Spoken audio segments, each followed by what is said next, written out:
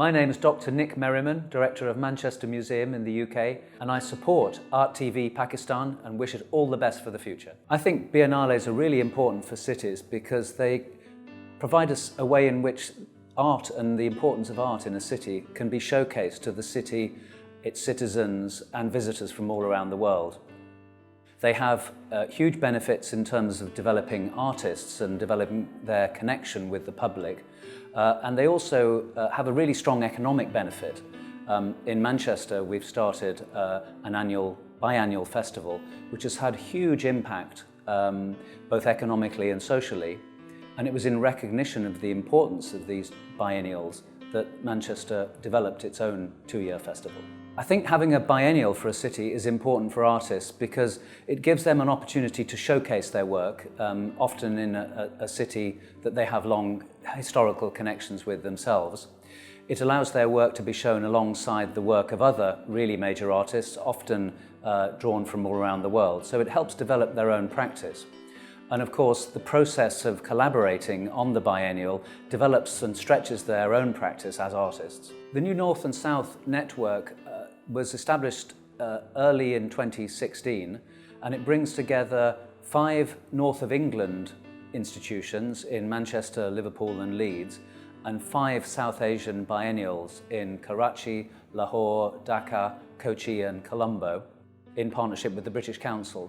And the aim of establishing the network is multiple, really. One was to expose artists from the really dynamic South Asian art scene in England for the first time, often having solo shows. It was also to bring to bear some of the expertise in the north of England and in the South Asian biennials together for mutual benefit, to develop the staff. So in the north of England, to develop our staff's knowledge of South Asian art. In South Asia, to build the capacity of the biennials through some of the experience of the north of England institutions.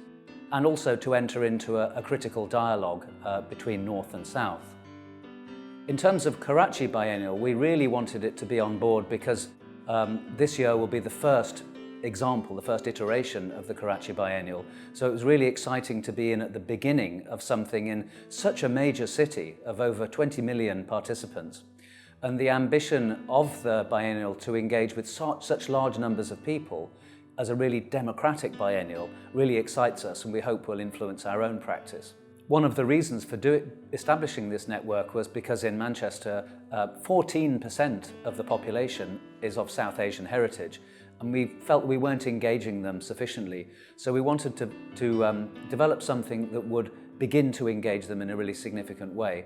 So it was obvious to try and bring some of the best of the South Asian art world to Manchester, and we're doing that this year in 2017 for the 70th anniversary of independence and partition from Pakistan and India and so on. And one of the ways we're doing it is engaging artists whose work is really quite accessible. So, for example, we found that by really programming art that resonates with people, visitors to our galleries have doubled over the last 10 years or so.